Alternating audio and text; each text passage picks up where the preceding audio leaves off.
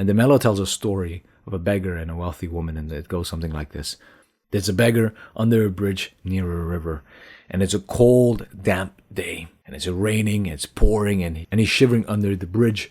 And so this wealthy woman in her fancy car sees this beggar shivering, so she pulls up beside him and says, "Hey, where are you spending the night?" And this beggar says, "Oh, I'm going to be sleeping under this bridge." She says, No, I cannot have that. It's a Christmas day. Nobody can be sleeping out here by themselves, especially in this pouring rain. So she says, "Come inside the car." She takes him inside the car, drives them to her mansion, and he gets out, and she says to him, "Okay, you're going to stay the night in my house." And she tells her servant, "Give him a new pair of clothes, wash him up, give him warm food, and give him a room." And so they go through the whole thing. He settles down and he's about to sleep. He's just sitting in his room. And this wealthy woman comes down, sees the light is on in his room, goes in and says, "Hey, is everything okay?" She says, "Yeah, it's perfect. Did you get food?" "Yes, I got food." "Do you have something warm to wear?" "Yes." "Do you have enough blankets?" "Yes." And she says, "Well, I haven't been able to sleep. Can I sit beside you and just talk?" And he says, "Yeah, sure." And so she comes and sits beside him and then she says, "Can you move over slightly so I can have a bit more space?" And so he shuffles a bit to the left and boom, he falls into the river. That's what awakening is like, says Anthony de Mello.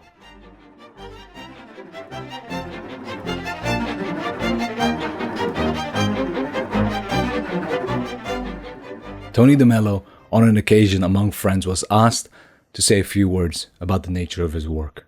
He stood up and told a story, which he repeated later in conferences, and which you will recognize from his book, Song of the Bird. To my astonishment, he said this story applied to me. A man found an eagle's egg and put it in a nest of barnyard hen. The eaglet hatched with the brood of chicks and grew up with them. All his life, the eagle did what the barnyard chicks did, thinking he was a barnyard chicken. He scratched the earth for worms and insects. He cuckolded and cackled, and he would trash his wings and fly a few feet into the air. Years passed, and the eagle grew very old. One day, he saw a magnificent bird above him in the cloudless sky. It glided in graceful majesty among the powerful wind currents, with scarcely a beat of its strong golden wings. The old eagle looked up in awe. "Who's that?" he asked. "That's the eagle, the king of the birds," said his neighbor. "He belongs to the sky. We belong to the earth. We're chickens." So the eagle lived and died a chicken, for that's what he thought he was.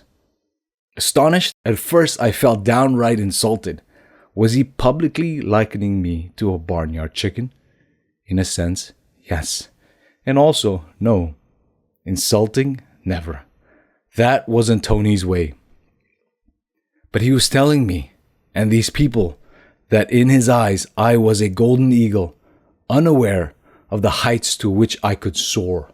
This story made me understand the measure of the man, his genuine love and respect for people while always telling the truth. That was what his work was always about. Waking people up to the reality of their greatness. This was Tony de Mello at his best, proclaiming the message of awareness, seeing the light we are to ourselves and to others, recognizing we are better than we know. This book captures Tony in flight, doing just that, in live dialogue and interaction, touching on all the themes that enliven the hearts of those who listen. That was an excerpt by Francis Stroud, and it was the foreword to this book by Anthony de Mello, Awareness, the Perils and Opportunities of Reality. So who is Anthony de Mello? And I'm going to read the bio from the back of the book. Anthony de Mello, S.J., was the director of the Sadhana Institute of Pastoral Counseling in Pune, India. A member of the Jesuit province of Bombay, he was widely known in English and Spanish-speaking countries for his retreats, workshops, seminars on prayer and therapy courses. work which he was involved in for over 18 years around the world. Though he died suddenly in 1987, he leaves a rich legacy of spiritual teaching through his written and recorded words. In this book, what Mello is doing, he's bringing together Christian spirituality, Buddhist parables, Hindu teachings, and psychological insights that he has from his practice, and sort of synthesizing it together to help his readers and his listeners awaken. But he goes on to say later on that nobody can wake you up from your illusions. You have to wake up for yourself. Not only that, sometimes the only way you will wake up is if you endure enough suffering and you go, this is enough. I don't want to do this anymore. And that's when you wake up. So one of the main points about the awareness book here is that he wants to drive home that our happiness doesn't depend on other people or on other things, right? That is his first lesson. And that's the lesson that he continues to pull out and draw out throughout this book. And as you heard from the excerpt, this book is a transcription, edited transcription from a retreat that he did. And that talk you can find on YouTube. It's about 8, maybe 9 hours long. They turned that into this book. So if you want to read this book and you prefer to listen instead, I would recommend YouTubing Awareness by Anthony DeMello, and you can find the 8-9 hour lecture that he gives. So DeMello's point is, we as a society have been taught that our happiness lies beyond ourselves. Right? We cannot have love, we cannot have happiness, we cannot have freedom, peace, or joy if we don't have X, Y, or Z. So for example, he says, many of us think that we cannot be happy until we find the one, our true love, or we cannot be happy until we find, quote unquote, God, or get the right thing, right? Until we get the next promotion, until we get the next bonus, until we get the next job. We are caught in this perpetual cycle of always wanting more and thinking that on the other side of this is our happiness, lies our happiness. But DeMello says, without waking up from the sleeping state, and he calls this the sleeping state, you will never be happy. And the only way you can wake up is by dropping all your false notions and pretenses. Then, only then, will you see reality for what it is. And it is there that you will find your happiness. Right? The sleeping state is thinking that we need others. We need something other than what we already have. And so for us to wake up, DeMello says you need spirituality. That is the only way you're going to wake up. And so he writes, in that sense, spirituality is the most practical thing in the whole wide world. I challenge anyone to think of anything more practical than spirituality as I have defined it. Not piety, not devotion, not religion, not worship, but spirituality. Waking up. Waking up. Look at the heartache everywhere. Look at the loneliness. Look at the fear, the confusion, the conflict in the hearts of people. Inner conflict, outer conflict. Suppose somebody gave you a way of getting rid of all of that. Suppose somebody gave you a way to stop that tremendous drainage of energy, of health, of emotion that comes from all these conflicts and confusions. Would you want that? Suppose somebody showed us a way whereby we would truly love one another and be at peace, be at love. Can you think of anything more practical than that? But instead, you have people thinking that big business is more practical. What's the earthly use of putting a man on the moon when we cannot live on earth? From that, my favorite line is that last sentence. What's the earthly use of putting a man on the moon when we cannot live on the earth? A very similar point is made by Thomas Merton, an episode that we've done when he's talking about the Desert Fathers.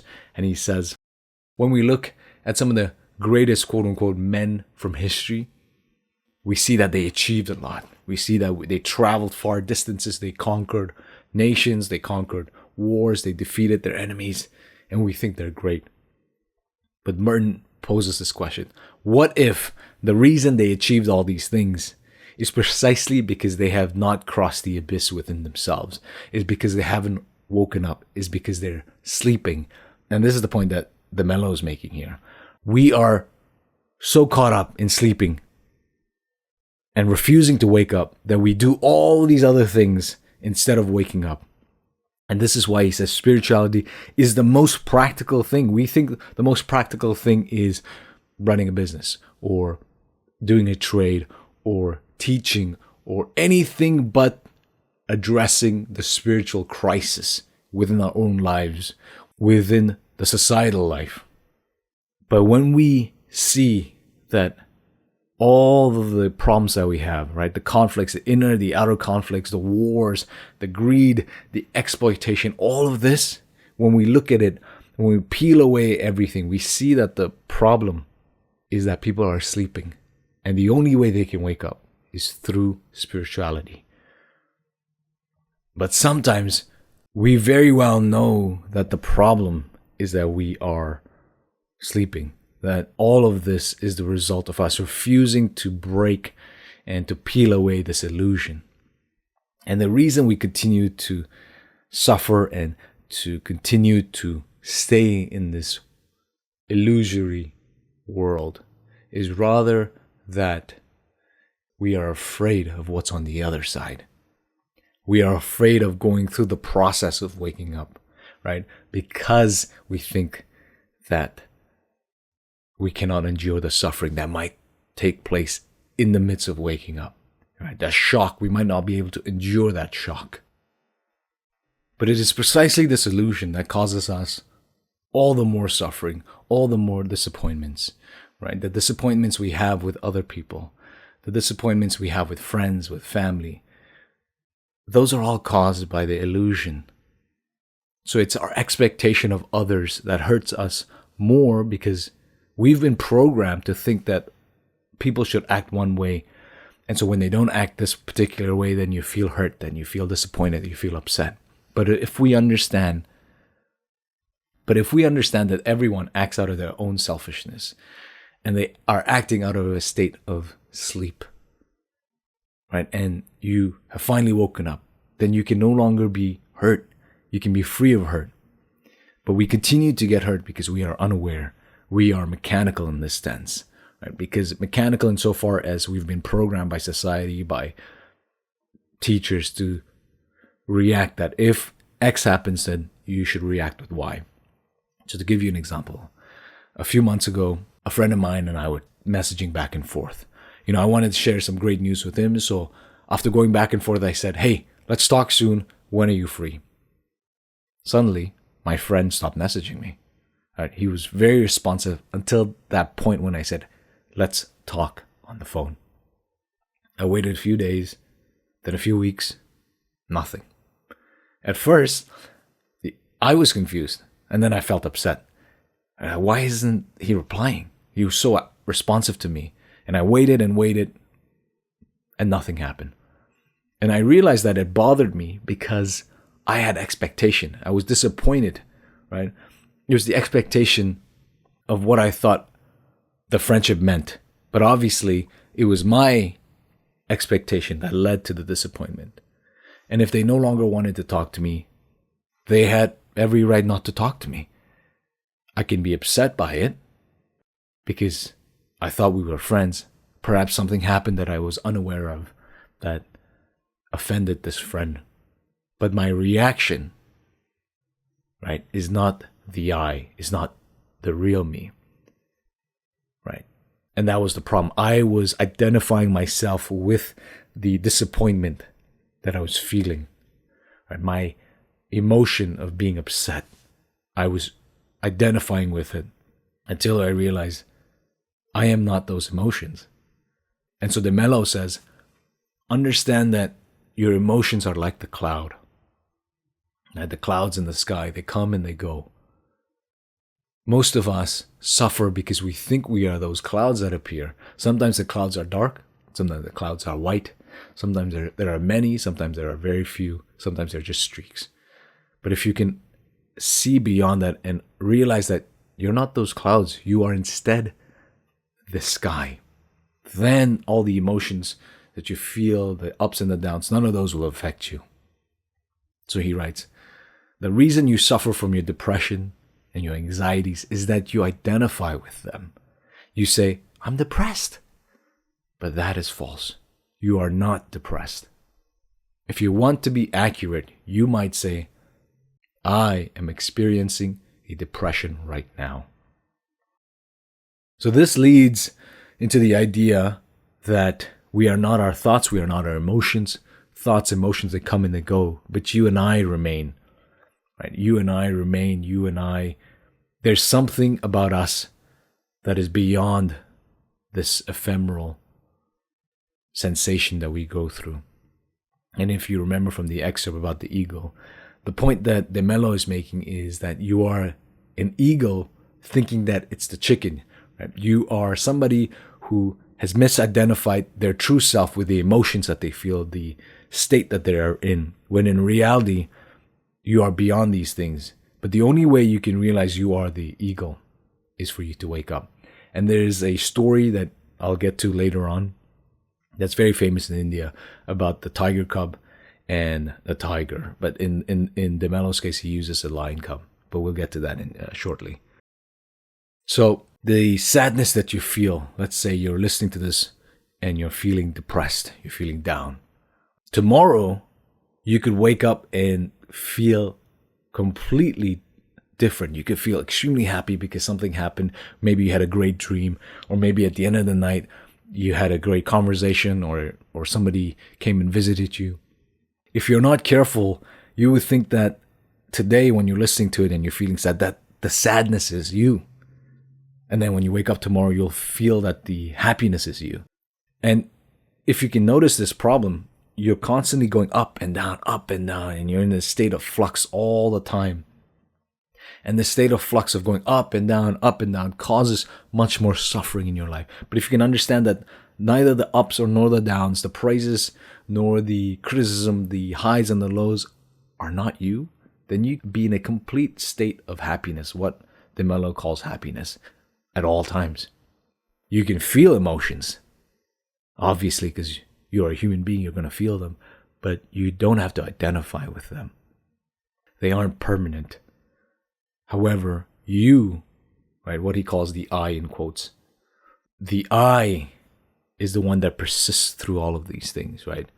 It is the one that experiences the emotions. So then you might ask, well, if I'm not my thoughts, if I'm not my emotions, am I simply just my body?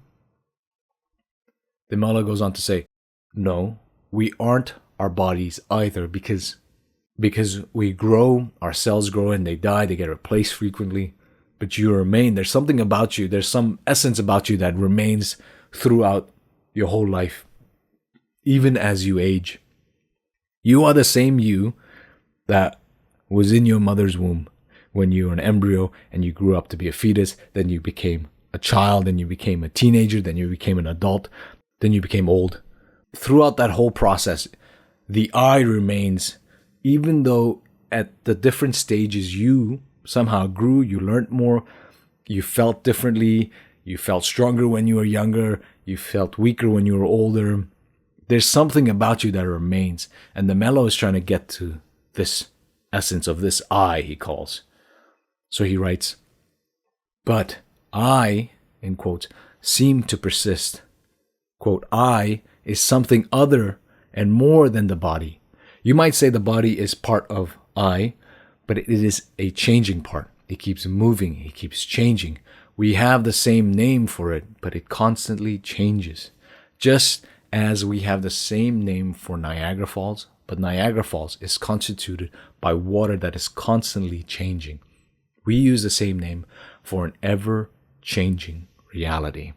So there's a sense of permanence that is real that De Mello's getting at, and he's trying for us, and he's wanting us to grasp.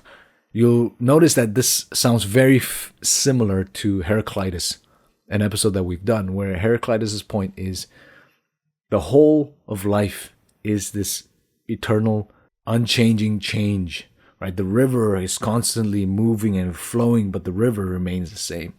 And so the Mello here is saying the same thing. You are constantly changing. The me, he says, is constantly changing, is being affected by the emotions, by the situation, but the I is ultimately not affected. And many of our suffering arises from our confusion between the I and the me. And we evidently spend most of our lives reacting to our labels, defending our false identities of the me, because we think that, we are our country, that our identity is our family name, our identity is our reputation, our identity is our religion, right? Our identity is our emotions. So he writes, all suffering is caused by my identifying myself with something, whether that something is within me or outside of me. And so this is the first step of awakening. Right, so the whole book is about awareness, is about awakening, even though he goes on to say, I cannot wake you up. It's impossible to wake a sleeping person up, because if you wake somebody up, if you've ever woken somebody up, oftentimes, no matter if they told you to wake them up 5 hours from now, 1 hour from now, 15 minutes from now, they always wake up grumpy because you've disturbed their sleep. They might be having an incredibly exciting, happy dream, and then you woken them up right at the climax of that story, of that dream. What De Mello says is, nobody can wake you up. The only way, or one of the only ways you can be awoken, is either through listening to the teachers and taking their lessons and embodying it, and in the process slowly wake up, as so many people do, as so many of the monks and the mystics do. It's over time, right? They wake up. Or sometimes what can often happen, and what can often be a catalyst for the awakening, is deep suffering. When you experience a tremendous amount of suffering that can jolt you into awakening. And that I've found to be very true. It's one of these two things that will awaken you. And it's preferable to not be awoken through suffering, and rather to be awoken through the process of integrating the wisdom in your life and then eventually waking up. So now getting to the story that De Mello tells of the lion cub and the lion. So I'm going to read the passage. It's on page 57 if you have the book. I'm sometimes asked, is this growing in awareness a gradual thing, or is it a whammo kind of thing? There are some lucky people who see this in a flash. They just become aware. There are others who keep growing into it slowly, gradually, increasingly. They begin to see things. Illusions drop away, fantasies are peeled away, and they start to get in touch with facts. There's no general rule. There's a famous story about the lion who came upon a flock of sheep, and to his amazement found a lion among the sheep. It was a lion who had been brought up by the sheep ever since he was a cub. It would bleat like a sheep and run around like a sheep. The lion went straight for him, and when the sheep lion stood in front of the real one, he trembled in every limb. And the lion said to him, "What are you doing among the sheep?" And the sheep lion said, "I'm a sheep." And the lion said, "Oh, no, you're not.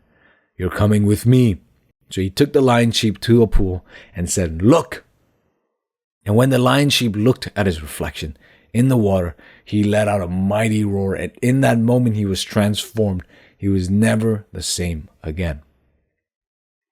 If you are lucky and the gods are gracious, or if you are gifted with divine grace, use any theological expression you want, you might suddenly understand who I is, and you'll never be the same again. Never. Nothing will ever be able to touch you again, and no one will ever be able to hurt you again. The point of the story that De Mello is telling of the lion cub, the sheep lion I should say, is that we are the sheep lions. We are the ones who think that we are sheep, but in fact we are lions. And the sheep lion, who thinks it's a sheep, is identifying with all these labels that it's placed upon itself and that society is placed on them. It's this idea that, oh, I am worthy because I am the head of this, or I'm an executive here, or I'm a businessman here, or I'm a black belt here, or I'm a martial artist champion. We identify with all of these labels, and in so doing cause our own suffering. And even though these things might be great, these things might be prized by society, the Mello says, you are still a sheep. You've been programmed by society to think all of these matter. But in fact, none of these things matter because all of these things are transient. They don't matter at all. Once you die, they're gone. Somebody else is going to be a champion. You retire, somebody else is going to take it. You're an executive, you die, somebody else takes it. You're easily replaced. You are a business owner, an executive, a famous entrepreneur. You die, your company is sold off to a private equity. But the Mello says, this is why spirituality is the most practical thing in your life. It's the most practical thing you should be focusing on, because when you become spiritual, when you implement the wisdom, the spiritual wisdom literature into your life, you can shed this illusion that you are a sheep and see that instead you are a lion. So the story of the lion sheep, or the sheep lion, is in direct contrast to the opening story that I read from Francis in the foreword. Whereas in the opening, the eagle never realizes that it's an eagle, and instead sees this majestic eagle flying in and has decided simply to be in awe of this creature that's flying above him, when in reality, it was the eagle the whole time. You have to not be like this eagle. You have to wake up. You have to start to spread your wings and realize that you are this majestic creature who can fly, this majestic creature who is not these labels, these false identities that you've placed yourself. You might ask, okay, what is it then to be awakened? What does that feel like? Is it a particular sensation? Is there something I should be looking out for? And the Mello tells a story of a beggar and a wealthy woman, and it goes something like this. There's a beggar under a bridge near a river, and it's a cold, damp day, and it's raining, it's pouring, and he's shivering under the bridge. And so this wealthy woman in her fancy car sees this beggar shivering, so she pulls up beside him and says, "Hey, where are you spending the night?" And this beggar says, "Oh, I'm going to be sleeping under this bridge." She says, No, I cannot have that. It's a Christmas day. Nobody can be sleeping out here by themselves, especially in this pouring rain. So she says, "Come inside the car." She takes him inside the car, drives them to her mansion, and he gets out, and she says to him, "Okay, you're going to stay the night in my house." And she tells her servant, give him a new pair of clothes, wash him up, give him warm food, and give him a room. And so they go through the whole thing. He settles down and he's about to sleep. He's just sitting in his room.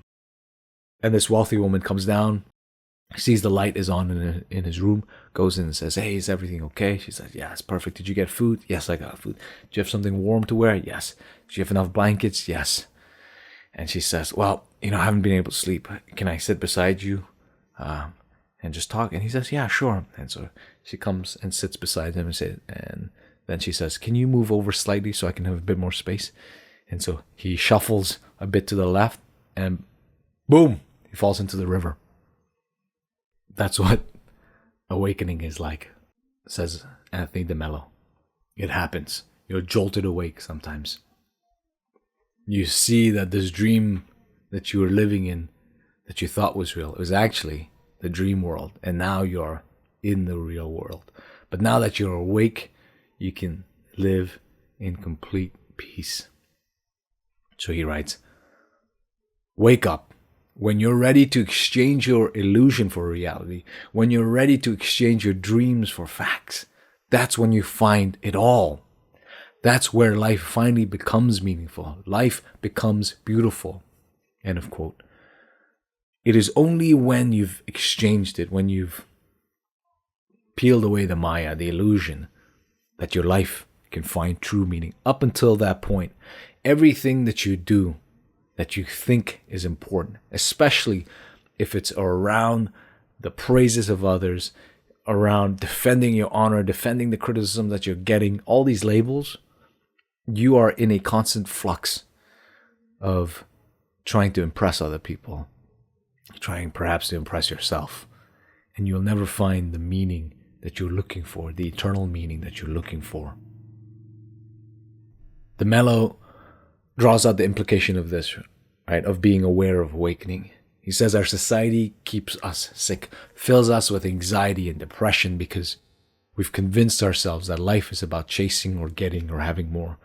And when someone claims that they have, for example, the most stress because of their work, we give them a round of applause because we're impressed. Wow, this guy's so stressed out of his mind. He's working endless hours. You'll come across people who say, I worked for 14 hours every day for the last 4 months. And I put a tremendous amount of time into this company. And as a result, it's caused a tremendous strain on my marriage and on my kids.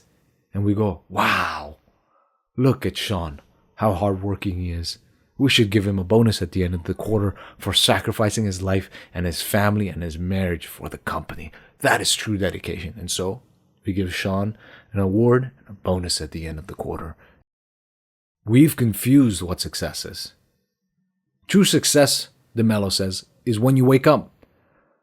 Then you don't have to apologize to anyone. You don't give a damn what people think about you or what anybody says about you. I'm quoting him here. Now, you have no worries. You're happy. You're satisfied with who you are.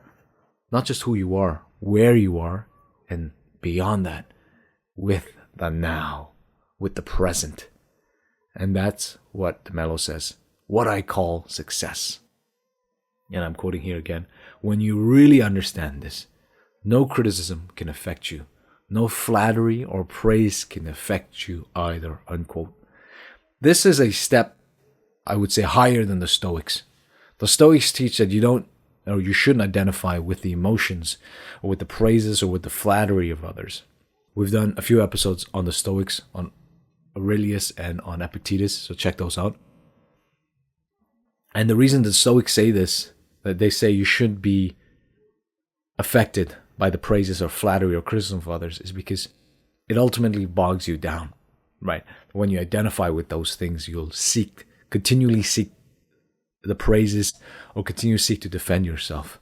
So there's a famous teaching from the Stoics which goes something like, if somebody criticizes you and you're told about this criticism, you should say to this person, if only they knew me, then they would know of my other faults. All right, so the point here is you aren't these things that people say about you. You aren't the labels that are placed on you. But the problem with the Stoics at this point is they just leave you at that. And you're left with wondering, who are you then? Who am I? And so what the Mello teaches, and this is why I say it's a step beyond, a step higher, and he gets this from the Vedantists, from the Buddhists, from Christ, is that you shouldn't be affected by these things because you are not them. The, quote, I is not any of these things. The I is ultimately unchanging. What the Hindus call the Atman. That is the true self. And from here, the Mello goes on to say, and I quote, negative feelings are in you, not in reality. Never identify with the feeling. It has nothing to do with the I. What he's doing here is showing you the distinction between the I and the me. And because many of us are stuck with thinking that the me is the I, we are causing our own suffering. But in reality, the I, the Atman, the real you is not me, who is selfish and depressed and anxious and identifies with all these things and are caught up in the cycle of wanting to, quote unquote, heal these things. But anxiety, for example, is something that's been in human history since the beginning of time. It's just in our modern day, somehow we've turned this anxiety into a profitable business, and they sell you drugs to cure your anxiety, to help you with your anxiety. So when you wake up, you see a reality for itself without all the baggage, the illusion.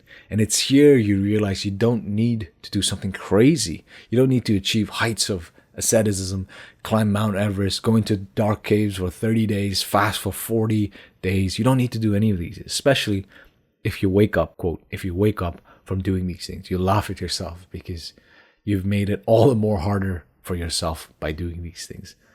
So the Mello tells a story of waking up by using very famous Christian philosopher and theologian, St. Thomas Aquinas.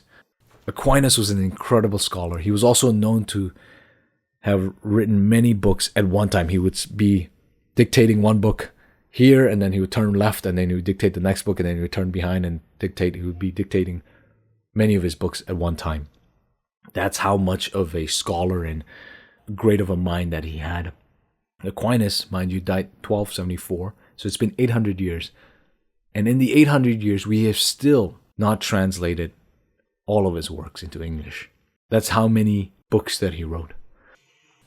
The Mello brings up Aquinas because Aquinas is usually considered somebody who was more rational, less mystical. He was somebody more logical, more rigid with his thinking, much more precise with his words and with his argumentation. But Aquinas, famously near the end of his life, has a mystical experience, a vision, where he wakes up and becomes aware. And after this particular mystical experience, he refuses to write ever again. And I'm quoting, in 1273, Aquinas was celebrating Mass when he received a revelation that so affected him that he wrote and dictated no more, leaving his great work, the Summa Theologia, unfinished. To Brother Reginald's, his secretary and friend, expostulation, he replied, "To the end of my labors has come. All I have written appears to be as so much straw after the things that have been revealed to me." When later asked by Reginald to return to writing, Aquinas said, "I can write no more. I have seen things that make my writing like straw." The Mello tells us a story because he's driving home the point that once you finally begin to wake up and your illusion starts to fall apart, and you start to see that all your words, all your language, all your concepts that you thought were so important for trying to understand the divine, trying to understand God, trying to understand spirituality, when all of these things fade in the waking up process, then you can finally see that all of it is meaningless. Right? All of the things that you thought were once important become meaningless. And this is similar to what King Solomon in Ecclesiastes talks about, right? He says, all is vanity. After having done everything under the sun, comes to the conclusion that everything is meaningless and all is vanity. And in that process, our illusions of this world, our pride, our arrogance, our anger, our exploitation, our greed, it all fades away. So the Mello writes, "You don't need to be a mystic to understand that reality is something that cannot be captured by words or concepts. To know reality, you have to know beyond knowing." This is the point that many Sufi authors talk about. To know beyond knowing. There's a famous saying in Indian philosophy, Indian theology called neti neti. Not that, not that. And they say this about God. And they say about God or Brahman two things. One is Nirguna Brahman, which means a God that is beyond concept, or Saguna Brahman, which is a God that is in the world. And this is a consistent theme that we've seen within the Sufis, within some of the mystics, other mystics that we've gone through, within the Desert Fathers, within obviously De Mello's work here.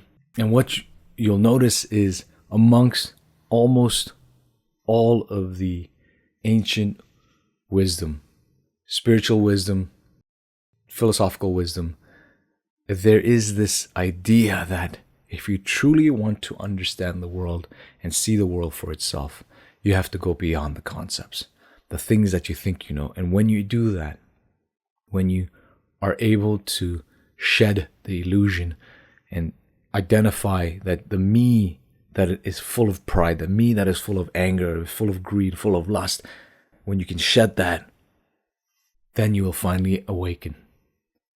And with the Mello, what he's doing is he's tying it all back to God. for a few reasons. One is that he's a Jesuit priest, obviously, but he's also trying to get his listeners and his readers to see that God is not what you think God is. But for you to understand that, you have to wake up. Again, I'm sort of repeating this theme about waking up. And to wake up, you have to become aware of everything around you. You don't have to go through all this craziness of doing all these crazy deeds, of not eating, of fasting, of climbing the highest mountains, going into the deepest caves. You don't have to do any of these things. The way you are going to do this, the process, is by becoming aware of yourself, of your surrounding, of your environment, of the moment that you're in. Understanding that whatever it is that you're doing now is all that there is to do at that point. And when you do this consistently and you spread it out over time, over the months, over the years, you will notice that you are awakening. So de Mello is often asked, okay, what is awakening like? Can you describe it? He says, look, trying to describe waking up to somebody who's sleeping is very, very difficult. You can only use words and concepts, but they're only analogous.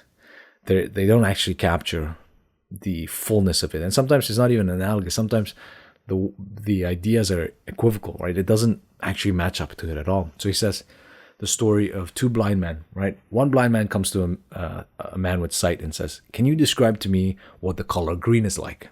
So this man with sight says, oh, the color green, it's like a beautiful song that you can hear. Right? That's what green is like. And so the first blind man goes, oh, okay, green is like a beautiful song. So then another blind man comes and says, hey, can you describe to me what the color green is like? And this man with sight thinks, okay. It's like, okay, another analogy would be like, right, the color green is like soft sand. It caresses you. There's something beautiful about it. So the second one says, okay, thank you. And he leaves. The following day, the man with sight is walking down the park and he sees the two blind men passionately engaging and talking to each other. So he starts approaching them and he notices they're not even just speaking loud, they're angry at each other and they're shouting at each other. And so as he approaches them, he overhears their argument, and it's over the color green.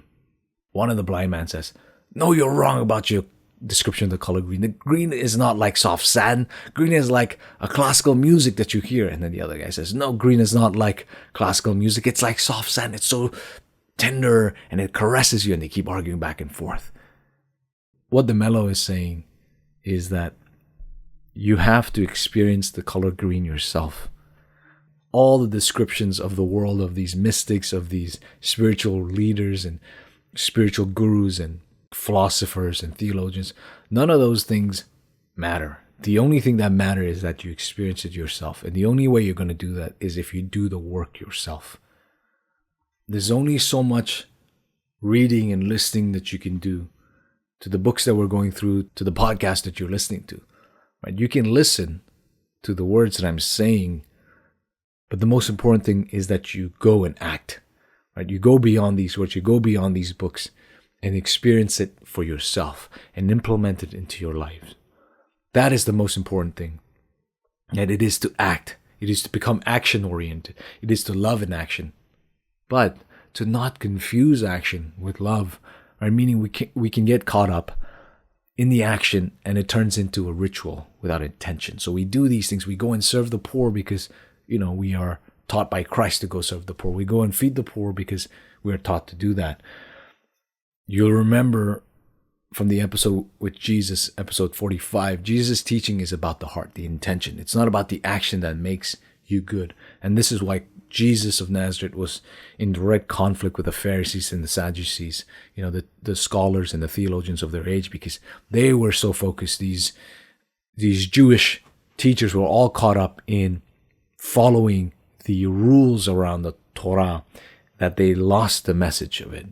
And the story of Jesus is quite crucial at this point of acting in love, the intention behind your action. And that's why if you go through the Gospels, you'll notice that Jesus gets in trouble with the Pharisees, especially around the Jewish Sabbath day, because Jesus would heal people on the Sabbath, and the Pharisees would say, well, you're not supposed to do any work here. Famously heals a man who has no arms and gives him an arm back, and the teachers get upset at him. And so Jesus replies to them saying, is it better to do good on a Sabbath than to not do it?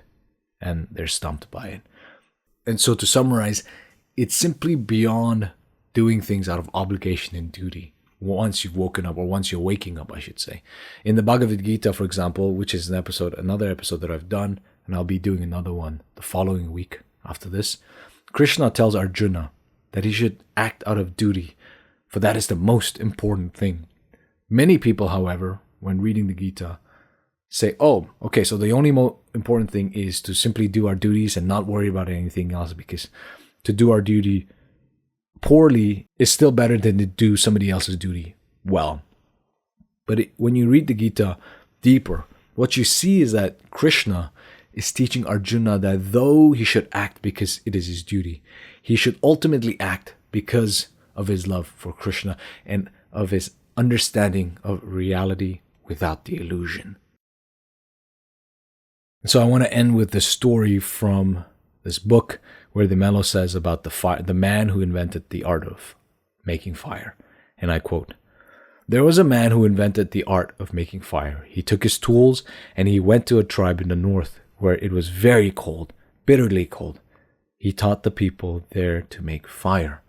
The people were very interested. He showed them the uses to which they could put the fire. They could cook, they could keep themselves warm, etc. They were so grateful that they had learned the art of making fire. But before they could express their gratitude to the man, he disappeared. He wasn't concerned with getting their recognition or gratitude. He was concerned about their well-being. He went to another tribe where he again began to show them the value of his invention. People were interested there too, a bit too interested for the peace of mind of their priests, who began to notice that this man was drawing crowds and they were losing their popularity. So they decided to do away with him. They poisoned him, they crucified him, put it in any way you like. But they were afraid now that the people might turn against him. So they were very wise, even wily. Do you know what they did? They had a portrait of the man made and mounted it on the main altar of the temple. The instruments for making fire were placed in front of the portrait, and the people were taught to revere the portrait and to pay reverence to the instruments of fire, which they dutifully did for centuries. The veneration and worship went on, but there was no fire. Where's the fire? Where's the love? Where's the drug uprooted from your system? Where's the freedom? This is what spirituality is all about. Tragically, we tend to lose sight of this, don't we? This is what Jesus Christ is all about, but we overemphasize the Lord, Lord, Lord. Didn't we? Where's the fire? And if worship isn't leading to the fire, if adoration isn't leading to love, if the liturgy isn't leading to a clearer perception of reality, if God isn't leading to life, of what use is religion except to create more division, more fanaticism, more antagonism? It is not from lack of religion in the ordinary sense of the word that the world is suffering. It's from lack of love, lack of awareness. And love is generated through awareness and through no other way, no other way. Understand the obstruction you are putting in the way of love, freedom, and happiness, and they will drop. Turn on the light of awareness, and the darkness will disappear. Happiness is not something you acquire. Love is not something you produce. Love is not something that you have. Love is something that has you. You do not have the wind, the stars, and the rain. You don't possess these things. You surrender to them. And surrender occurs when you are aware of your illusions, when you're aware of your addictions, when you're aware of your desires and fears. The challenge for this week, 1, is practice self-awareness. Regularly reflect on your thoughts and the emotions and the reactions to situations that you're having. Recognize that you are not your thoughts. You are not the emotions. You are the observer of them. You are not the me, the selfish one, but you are rather the I. And to see that the things that are happening to you are not you and not identifying with them is the pathway to freedom. The second is Challenge some of the expectations that you have of others. Not that you shouldn't have expectations of your friends, of your family, but understand that oftentimes these expectations you have of other people will lead to disappointments. But that doesn't make the expectations itself wrong. It's only that when you desire it so much, when you desire a particular outcome and you force your will upon how someone should act, that is when most suffering is caused. And third, and the most important one, is act with intention. When you are performing an action, do it out of love, of understanding, rather than obligation and duty. And act with detachment, right? See that your actions be done not from a place of expectation to get some sort of return, but rather act and let it go. Become detached to the fruit of your actions. And with that, I'll wrap. Thank you for listening to this podcast. I appreciate you. Thank you to my new supporter, Liz, for becoming a paid member, and to all my other supporters. Thank you. Without you guys, I could not do this work.